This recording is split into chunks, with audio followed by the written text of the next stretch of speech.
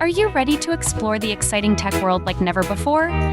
Welcome to Better You, the podcast where we dissect the latest in business, technology, and startup trends, all with a keen focus on growth. So buckle up and get ready to stay ahead of the curve. Let's make you a better you. So folks, welcome to another episode of Better You. Today I have this amazing person which I found on LinkedIn, and she was kind enough to give me some time from her busy schedule. Her name is Ashley. She's the founder of the Better Nutrition Program. I'm actually going to let Ashley introduce herself, but the way I'm thinking to do this episode, learn more from Ashley, how her tagline on the website says, stop speed dating diets. I have done it multiple times. I'm on a journey to lose weight, stay fit, stay healthy, sleep more. So Ashley, over to you. Just introduce yourself and then we can start the discussion. Yeah. Oh, I love this. Thank you so much. So I'm on that same journey too. Probably the only difference between us, or maybe one of, is that somewhere in my early 20s, I found myself on a 7-day goat's milk only cleanse that had been prescribed to me by a friend from yoga class, who I went over to her house and let her prick my finger and look at my blood, probably in a Fisher-Price microscope. And she told me that I had a worm in my gut and I had to kill the worm by doing all of this. And I might sound like an absolutely crazy person. And at that point in time, I was, but it was because preceding that had been about 18 years of maybe being somebody who, like as a young kid, was cute with a belly. Then I was like a fat girl and trying to deal and diet and tried all of the diets under the sun. And then I finally was told I was unhealthy for the first time when I still was getting ear and throat infections and they took my tonsils out.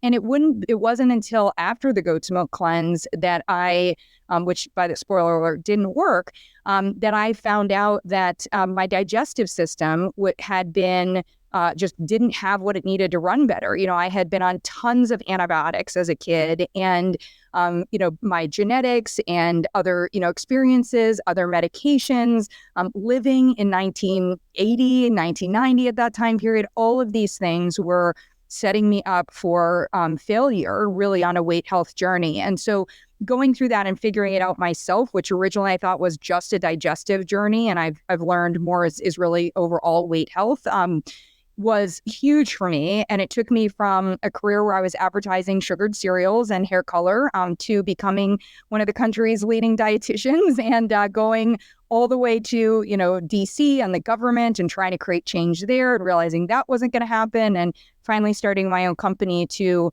bring forward and really try to scale the wins that I would see with my patients in my private practice. So that's my introduction. And I'm thrilled to be here. Thank you. Yeah, Ashley, that was actually my next question, because I looked at your profile and after analyzing your work, it's very clear that you have a very diverse background, right? From advertising to suddenly jumping to nutrition. Personally, I was very excited to understand, how did you do it? And I also love your title, which is Chief Nutrition Officer, right? It's very cool. And so, the way I want to have this conversation, my audience, they are mainly technical founders, CEOs, and engineers. I think two things which I learned from my own personal experience: sleep is very important. In tech world, it's very a trendy term. Hey, I slept only 4 hours. Look, I'm coding all day night. I'm hustling. I'm building this stuff. I think I really want you to educate my audience. When it comes to sleep, why it's so important, and how to sleep better, and then we can tap into the next piece, which is more on the diet side and nutrition side. Sure. I love that you're looking at those two, because they really are, they're they're a yin and yang. Our body needs things to be energized and do its work. And then it also needs to have the recovery time where it's not doing work. So it can do like the deep clean, or it can, have these other things occur. So I'm all of the things that you mentioned. I'm a founder. I've had successful startups. I have not successful startups. I'm a tech person. I was very early on in digital health. If you guys remember Jawbone, I did the nutrition for Jawbone. So, definitely I'm in your zone on that part. And you may or may not know this, or you may encounter me in a different way. I also consult with investors and investor groups who and I've taught them to actually require an evaluation of the founder team or the founding team's health and their plan for maintaining their health through the next phase of growth when they get their investment. Because we have seen so many companies where the founders have their health has imploded, where one or the other, if it's a team or, et cetera, or where they're putting such bad practices into place that the key asset, the creativity and the brain power of who they're building around and who they're asking for money to bring in is actually falling apart, right? Our technology can go all the time, right? AI can go all the time, but emotions, creativity, recovery, that's, very human need, on that part. So sleep is a non-negotiable. One of the things that I think has happened is, and this happens all the time in the nutrition world, is that something is like not talked about. So for example, when I was starting my career, digestion was not talked about. I had practitioners, doctors who would say to me, oh my gosh, somebody's nutrition or their their digestive health, that is not a factor here at all. And it's like now everybody's talking about digestion. And so there are like 1,000, 1 million, 1 billion different ideas of products you can take, things you can do, et cetera. So on the sleep side, I think we have right now is we're being told, it's kind of like steps, like you should walk 10,000 steps a day. Well, you should get in X amount of sleep.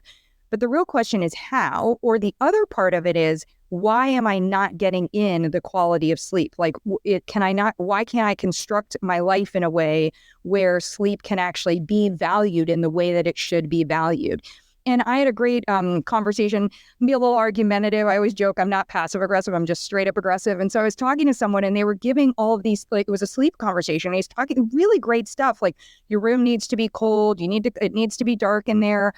You need to go to bed at this time. You need to do this. This helps with your sleep. And it was everything. And I was like, so basically like you're telling me that I have to start getting ready to go to bed at 7 and I can't have any relationships or really should kind of live in an igloo. Like there was just no like how am I going to do this in modern day? Like there are kids in the house that come up and wake you up, or your dog is here, or we might need to work later at night, or that might be the only time we can exercise, or what about sex, or just all of these different things. And so what I would say is that we can't devalue in any way the importance of sleep. We can't make up for it. Sleep is, when our body is in the recovery phase, our vagus nerve, that highway that's going from our gut to our brain and sort of like a 1-lane road going from our brain down to our gut, there's a lot of stuff that's going on there that needs to happen for us to live the quality of life that, that we want to live.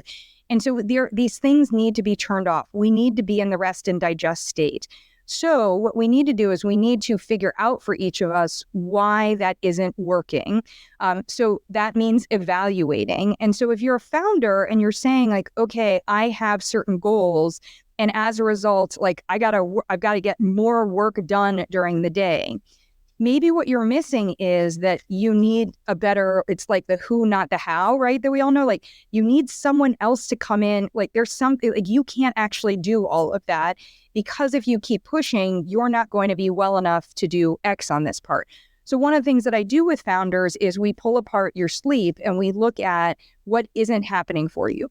Are you waking up in the middle of the night and peeing, depending on age, depending on if you've had children, depending on where your prostate is, like there are a lot of factors, but maybe you're not hydrated. Maybe we need to look at your hydration during the day. And that doesn't mean maybe you haven't drank water, maybe you haven't absorbed water. So you may be a hose and not a sponge. So we do this fun little exercise and we find out, are you a hose or are you a sponge? And then we work on helping you become a sponge, and we work on what are all the things that you're doing that could be helping your hydration or deducting from it as you go into the time when you're going to be sleeping. Can we make your room a little bit colder? Can we make your room a little bit darker? And if we can't, how can we help you and your body experience some of that? There's a popular, I remember I was listening to Smartless, the podcast, and I was laughing because a couple of the celebrities were talking about how they've evolved. Like it was like, oh, you have to have a comfy bed. They're like, oh no, the big win was like my partner and I each have our own duvets. Like we all, like, why are we sharing? Like how many fights have happened where you haven't had a good night's sleep because you don't have the sheets that you want, or you have all the sheets, or whatever.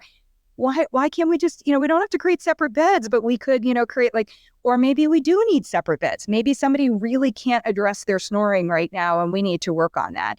And maybe we need to look at how do I find moments of joy in my day so that by the time I come home at night, I'm not so desperately seeking some joy that I'm finding ways of creating joy that actually are deducting, from my sleep. So we could go on and on. The idea is to, like anything, to personalize recommendations, then to experiment with them, see what works, see what is not doable, because my recommendations they're not the answer, they're the starting point, right? And then we double down on what's doable or we pivot, where's needed. So rather than saying, hey guys, sleep is important, that's kind of saying like, hey, excess stress, not better for you. These things are a fact, like they're going to happen. And so what can you do? How can you create a plan that is going to personalize better sleep for you? That's where we should be having the conversation, because it's literally a non-negotiable for a founder or for a human, quite frankly, on that part. Yeah. Yes. I think you mentioned some very key components, especially when founders, they go through this fundraising event, they lose so much sleep, anxiety, panic attacks, stress, and now so many things. You mentioned something very important about the hydration. Without going into too much details, could you explain a little bit more to the audience? What are the top 3 or top 5 tips that you can give to stay hydrated? I know people are by default or drink more water. Yeah. So it's totally wrong, because when hydration isn't the process of drinking water. Yes, we need to bring water into our body, but we need to make sure that we don't just eliminate it. Because hydration is actually the experience of your cells having the water, and as a result, the nutrients that they escort in, that for them having those, right? So it's super interesting because we give a lot of credit for water consumption and we create recommendations around water consumption. A lot of times I'm having people actually drink less water than they were before. Maybe I'm having them space it out, because if they're drinking too much water at one time, how much can your body absorb? It's the same thing with food. Like our bodies are designed more like a race car than a street car. We don't want to overload the system and be like, okay, I'm not going to have to think about it for 5 days, or whatever on that part. And in fact, we'll see if this analogy lands, but I was laughing about it because I'm writing this book on optimizing our switch, our natural GLP-1 hormones, and just looking at how this is important in weight health overall. And I was saying to somebody, they went and they found the Gila monster, and the Gila monster is like a prehistoric, like it literally is a fossil. It's a living fossil today. And that fossil does not have to eat for days or weeks or months on that part. I'm going to explain why it's related to hydration in a second. So what they did is they went and they isolated the venom, and they were like, okay, if we can, like that, the way their hormone works is it turns off the messaging. So what if we could have that come into our systems and it turns off the messaging? So as I was writing the book, I was saying, like, you know what? I bet somebody right now is in a lab somewhere evaluating a camel and trying to find if there's a way that we can get like the hormone that a camel has that is like, what if we just didn't have to drink water for like such a long time, right? Feel like it literally, like camel juice, we're going to be, that already exists, but like the camel hormone is like, we want it, right? Because many of us actually don't want to eat. We're just like, maybe some stuff for enjoyment, but we're like, oh, if I just didn't have to and my body could have what it needs, like that's what I'm looking for. And I think from a hydration standpoint, what we've turned it into is this whole like gamification of we need more water, we need more water, we need more protein, like for muscles, et cetera. And what we don't need is more water. We need to be absorbing better. Now, there's 2 ways that we can absorb better. One is we can have the electrolytes in the right balance that make sure that we have some of it staying outside of the cells, but staying there and not coming out of us. And others of the water needs to come inside the cells and help metabolic function there. So that's going to be really important. And then we have to look at all of the dehydrators that exist in our world. So as much as people would love to say it, coffee, even though it's made with water, it's a dehydrator. Teas, caffeine, it's going to be a dehydrator on that part. To a certain extent, so is cacao, right? Because there's a little bit of caffeine that's in there. Alcohol, it's a dehydrator. Sugar, hydrophobic, it is also a dehydrator. So we have to look at, sweating, of course, and, some of the aspects of digestion. We have to look at how often or what we're doing that is dehydrating us, not considering it a negative, just looking at it like this is just an experiment. So here are my dehydrators and here are my hydrators, and they need to come in and they need to be at a better balance, right? And so we need to know. And the fun quiz is, and any of you can do this, it's also free on our website, but you literally just drink 8 ounces of water and you'll see there's a little bit of nuance to it, but you're going to see do I have to pee with sooner than 2 hours? And that's going to give me good information, because if you have to pee sooner than 2 hours after just 8 ounces of water and not taking in anything else, you probably aren't absorbing well. And also, if you don't have to pee for like 4 hours, you probably also are extremely dehydrated, and we have to work on, on that part too. So these are just fun little, fun ways to figure out what our body's trying to tell us, without going, too deep into labs and things like that. Yeah. Actually, this is actually really, really useful information. And I want to come back as part of the final segment of our episode, where how to reach out to you and sign up for the program. But I want to actually, before we go into the sign up process, I want to understand more about the evolution of this better nutrition program that you have. Could you walk us through? Because I personally want to learn it, and I can tell you, listening to this, whatever you're saying, as I am getting older and older, I can see lots of symptoms in my body aging out. I would love to subscribe to your program, but help us to understand the evolution of better nutrition. Sure. So I started off, as soon as I got off my goat's milk cleanse and figured out how to help my body, I was like, okay, I'm going to go do this for America. So I went to, I got my license. And even through my education, I was like, we got a really big problem, because nothing that I learned in school was what actually helped me. And so I knew that the medical system was set up against us. And when I was in the hospital, I saw that firsthand. The hospital that I trained at, where I did my residency, was in County Hospital in Los Angeles. It's where they filmed ER. There was not a lot of great nutrition. And there weren't opportunities. So I was like, okay, so we have to approach nutrition in a different way. Our medical system today needs a chief nutrition officer. So it is great to have a chief medical officer. I love doctors. I'm the daughter of a doctor. I have siblings that are doctors. I totally get that part, but doctors don't do nutrition, because nutrition is in the gray area and it's in the how. So they like to diagnose and tell you and say, this is what you should be doing, but it's the question of how are you doing? And that requires us continually coming back to it. So my own experience, I was like the N of one, was personalized nutrition that, optimizes my gut health, and then comes in and says, okay, what does my body need to run better? And asks that question, and then is able to evaluate the evidence that my body is actually giving me, whether it's labs, or whether it's how fast I can run, or whether it's how quickly I recover, or whether I feel rested when I wake up from my sleep, or whether I bite into an apple and it tastes sweet. Any of these things, we have data that we can get. And the only information that we need to know about nutrition is actually how our body is responding to our choices.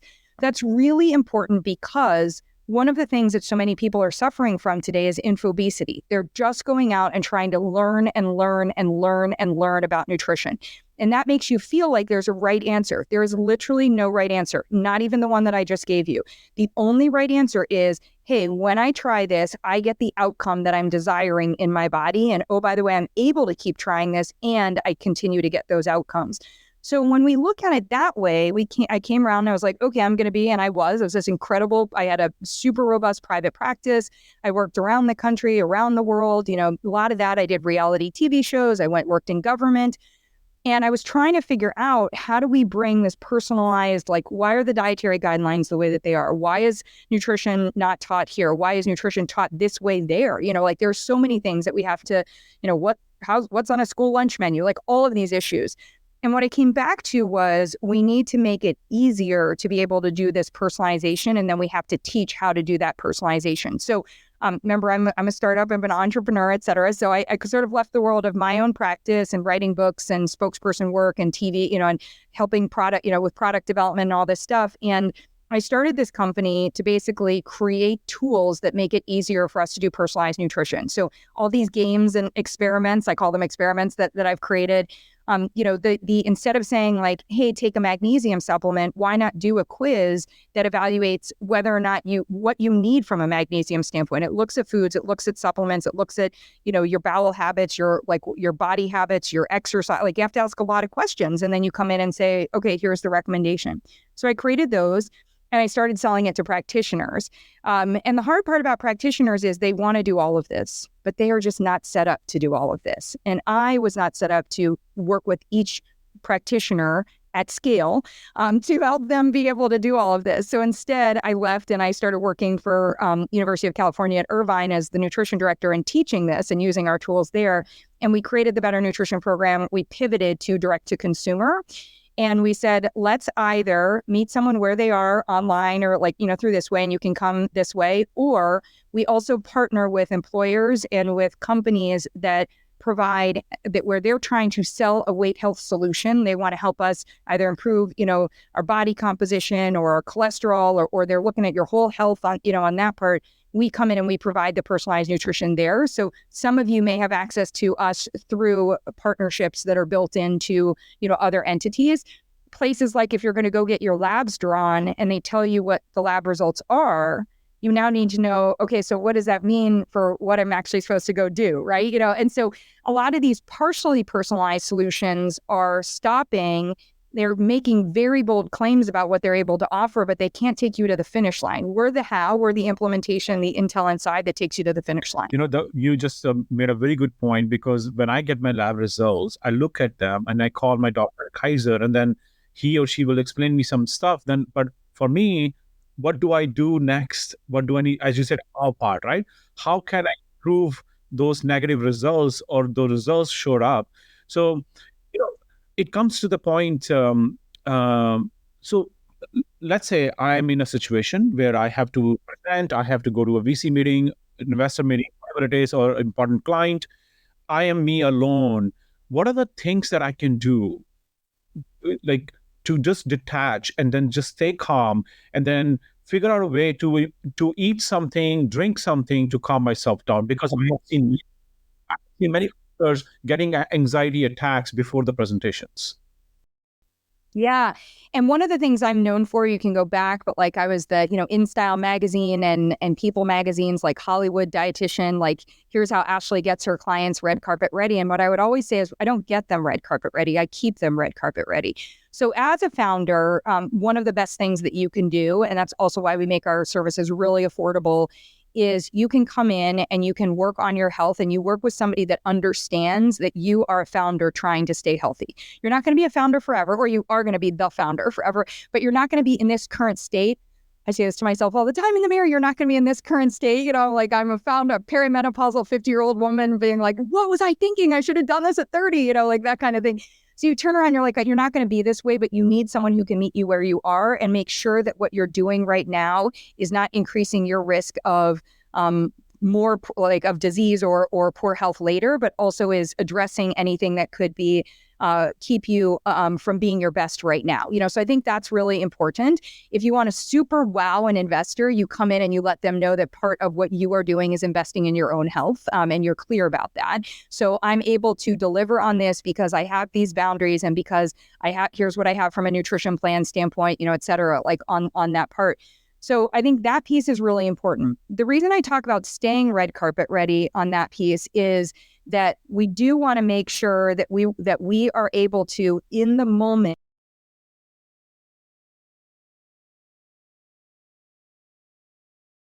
so the conversation would often be how do you help celebrities get red carpet ready, actually? And I would say, we don't get red carpet ready. We stay red carpet ready. So one of the things is, don't wait until you have the investor meeting. Don't look, and trust me, I've been here. Don't look down, work on the plane and also not sleep at home and all of that stuff, and try to prepare everything. And then be after this presentation, I'm totally going to, focus in on my health. You want to be doing the work, and then give yourself, and this usually requires working with someone who can create a plan for you in collaboration with you that's doable. And I think that's one of the key things is you have to turn around and say to somebody, I'm literally not going to be able to get more than 5 hours of sleep. Okay. So if that's the case, then what do we do in this time period? Or, what are some of those? So number one would be, let's make sure that you aren't trying to do it the moment before. Number two, like anything else, this is a sprint or a marathon, however you want to look at it, train. So don't try to do something the night before an event that you've never done before. That's a big mistake on that part. So for example, don't try going into a presentation with no caffeine if you're somebody who always presents with caffeine. Don't try having more caffeine. Don't try stopping caffeine the day before. You might not poop for 24 hours and then you're going into this investor meeting. If you're flying somewhere, make sure that the time that you've flown before that you have, tested out some of these things. And I think that's going to be really key. And one of the things that I would do is I would definitely, from a nutrition standpoint, recognize that your body, most of us have done some type of training. Maybe you've even done something like at high intensity at some point in your life. Your body, when you are presenting like that, that's what this is. So that's like where you can, okay, like I remember I was in a school play and it was really difficult and I got on stage and, whatever, but try to envision yourself being successful and how your body felt, recognizing that you actually do want to be stressed. Like you really, like this is a high stress moment for you. So anything that would be like, I'm going to do all these things to turn off the stress is actually going to ask your body to have to work harder because it's going to really try aggressively to work against what you're doing better. So you want to be hydrated. So we just talked a little bit about that. You do want to have something in your system. You want to have something in your system that like supports your body. Should have, we want protein in there, we want fats in there, we want carbohydrates in there, but something that is good and your body, your body how your body digests it, on that part. Plan your caffeine out according to pace, and that kind of thing. Sometimes one of the things that has happened to my clients that's been like harder for them is sometimes the meeting, somebody will be like, oh, I had this investor meeting, but we went out for drinks. Okay, just because you go out for drinks, it doesn't mean that you need to have the drink in that moment, or order the drink, but have it sit in front of you and then have the conversation and sip on it, or order maybe a water. Don't order a sparkling water unless sparkling water doesn't make you gassy or bloated. Don't order that part, let's figure that piece out. So stay with your same plan, train for it, just like we would do for any type of a sports event, et cetera, on that part. And be very wary of using things that are would be considered around your performance in the moment. And then there are a couple of things, a couple of the key ones. Remember that I'm just a big believer in, if not this, then something better. So it's just like with a new date, or it's just, like you're interviewing for school or for job, if this, you can have your whole heart totally set on this, and all of those pieces. But if you're having to change who you are, or if you even are feeling a little bit stressed because you feel like maybe I should lie and tell them that I'm doing better than I'm doing, take a pause. Do you want somebody to buy you or to partner with you that isn't going to get to know you, right? Like that isn't, or that you feel like you have to pretend that you are something other than you are. I would definitely think about that. And sorry, dog barking in the background. I would think about that, and I would come back to, in that moment, looking at what are some of the things that help me stay as present as possible. So for some people, it's a little something like a screensaver on their phone. The one on my phone says, I'm doing great things, so I can't come down right now. It's like, I think it's even a biblical reference. I haven't read the Bible, that's not me, but it really helps me to stay focused. I can't be distracted from these other things. Maybe it's a favorite outfit. I have a sweater that I wear to every meeting. My friends got it for me, and it has engraved in, I think it's bright blue, Duke blue, and it's got in pink writing. It says "Better Not Perfect." It reminds me that that's I'm B&P like this. I'm looking for a partner that's better, not perfect. This is what I'm trying to do on that part. And then also breathe. Right? So in that space, find those ways. Right now I'm breathing from a quarter of my shoulder on up.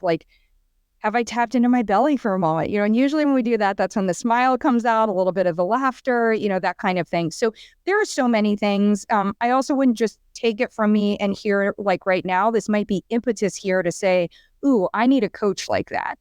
I'm spending so much time on the content of my presentation, on the demo that we're going to show them. Have I spent that time on preparing me for this? And I think that's going to be really important for you.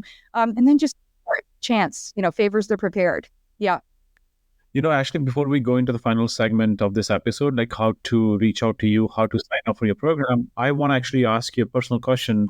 So I was in the investor meeting with a founder, and then I noticed that two people coming out of the room, two founders, one person super sweaty, other person not sweaty at all.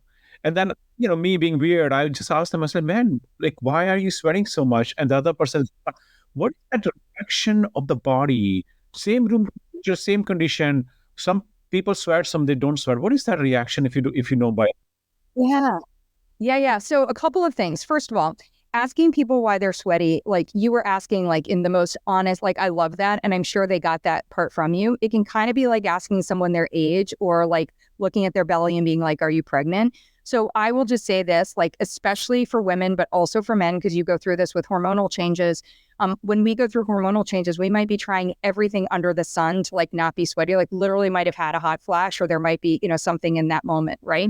So I love that you brought this up, because our bodies are all different. So we all sweat for different reasons. Like for me, when it gets cold, I actually might sweat a little bit more.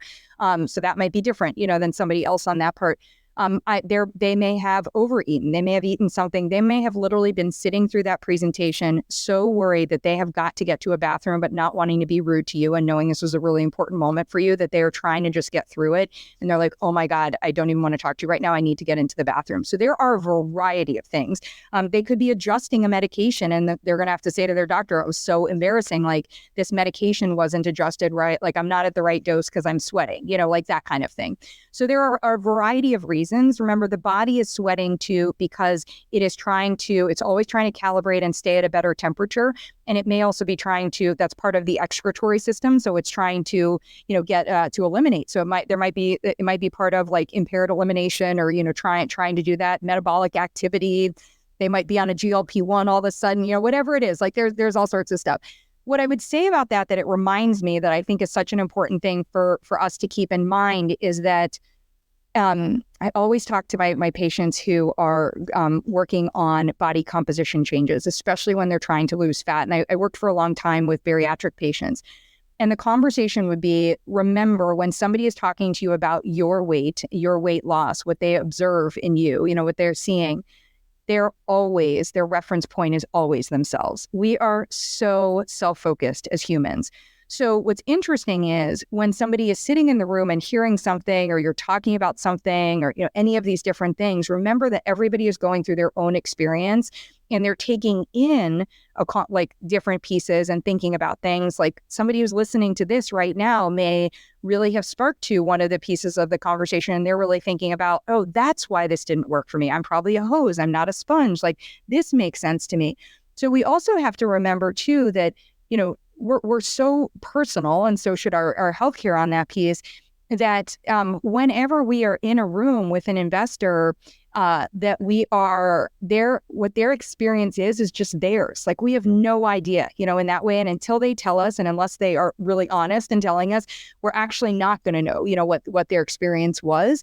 So that can actually play your hand. You can actually really want to get to know someone and ask them and say, did you experience, like for me, when I first, I was giving the presentation, or say there's two of you in the room as founders doing this, whenever Tom talks about this, I have this experience, or I just get like I light up, because what he's talking about is like, we're going to actually finally have the data where we could change the world, or whatever. Do you light up? Or does that stress you out? Or do you think like that's going to cost a lot? Or, and you're able to interact with them and kind of ask them how they experience that. We do that a lot in better healthcare, in my opinion, or said differently, when it's not done in healthcare, it's a problem. But it's an interesting one to play out in this sort of this conversation around founders and how we experience meetings. Yeah. Yeah. Good. Yeah. So it's your program, right? So we build a program around you based on where you are. If you are somebody who's coming in as like, I have a plan, like I have my nutrition plan, I have my lot, like I know exactly what I'm doing, but I'm struggling to implement it. And I'd like some help with some of the things Ashley was talking about from a coaching standpoint. We can bring you into coaches. We don't typically offer that. So I'm just telling your audience something that, like, if you really feel that, have a conversation with my team and see if they'll give you permission to just go right to the coaching. 99.2% of people start off where they come in and they work with myself or a team member, and we call that sort of the clinical month. That's our platinum or our plan phase. And we build your plan over the course of a month. And that's going to be a live session where prior to that, you've shared some data with us. We may have asked you to do a couple of things, or, whatever. And then you come in, and then over the course of the month, we build that plan iteratively with back and forth unlimited messaging. You also have access to all of our resources. And then from there, we're going to figure out what your better next step is. it may be that we've implemented some of the plan. I want feedback on it, and I want us to meet next month, and I want us to go over and further iterate. It might mean that we know that you're 2 months away from your presentation. So next month, we're going to work on something else. And then after your presentation, we might move to quarterly on that part. Or I have some people that we work pretty intensely together for 5 or 6 months, and then they move to a quarterly, and we do the assessments. And, because your system, like, things are always changing. The stuff isn't going to work, that worked in last season or, last year. It's kind of like fashion that way. So we would do it that way. And sometimes it means we also are suggesting labs that you get done, or sometimes we're, saying, hey, these supplements would be better for you, or the ones you're taking actually aren't better. We go in. Sometimes it's wear a continuous glucose monitor. Sometimes it's get an Oura ring. Sometimes it's more zone 2 training. Sometimes it's you don't know what zone you're in training. Like, these different things. One of my favorites is when we implement our joy assessment. How do we have more joy in our life? Because joy actually contributes to being healthier, not just to enjoying life better. So we meet you where you are, but 99.2% of the time we start off with a plan on that part. And you can just go to the website, you sign up. Our old messaging, it's called Platinum. Our newer messaging, it's called the personalized plan. So, it's up to you on that part. And we do that for $249, or if you catch us with a coupon, it might be a little bit less than that. So I try to make it be less than what someone's insurance premium is for the month, which for most of us is like falling into that zone. And with the option to at any month, not, it's not one of those that you're locked into for a year or for, several months or that kind of thing. Yeah. Thanks for asking. Yeah. Yeah, that's brilliant. I'm looking at your website right now, but it's called the betternutritionprogram.com. And as I said, right, the tagline is so cool. It says, stop speed dating diets. And we go through this peak times, low times, up times, and sometimes you lose, you gain, you drink a lot of wine, whatever the reason is, right? I am looking at this, how simple this platform is. I can just go in, I can start the membership, and I can just start educating myself. It's brilliant what you have done. The only giggle in me is we were told by someone on our marketing side to not keep that tagline anymore. We're moving into how to feel better, feel more confident, feel this. And so now I'm sad because I love the stop speed dating dieting. So we'll see where we net out on that part. But I love that you did it. Yes. The new year is coming, and a lot of people start this stuff, especially after December holidays. And a lot of people also break up or start new relationship in the time. Speed dating is good. Yeah. Yeah. Good point. Really good point. Yes. We'll keep it for now for you. Thank you. Yeah. Ashley, thank you so much for showing up here. And hopefully I can meet you someday in person. And if we don't talk before holidays, happy holidays. Enjoy the holidays. And hopefully we'll talk again next year. Thank you. And I just have to say, I am so proud of you for stepping into a space of maybe discomfort and fear and saying hey, what do I want to put out there into the world? Because, the ability, I know from my work, the ability to help one person, get and feel better, and just what you're doing. And then also the double side of getting to, I love to learn from so many people. So, I get to learn from you. You get to learn, so this is just great. You're creating a wonderful resource for people. So thank you on that part. I love it. Ashley, thank you. Thank you. See you. Bye. Bye. Thank you for tuning in to this episode of Better You. I hope you enjoyed our deep dive into today's topic and found some valuable insights to help you on your growth journey.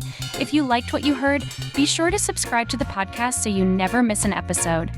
And don't forget to leave us a review and share Better You with your friends.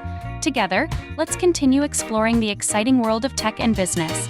Until next time, stay curious, stay innovative, and keep growing.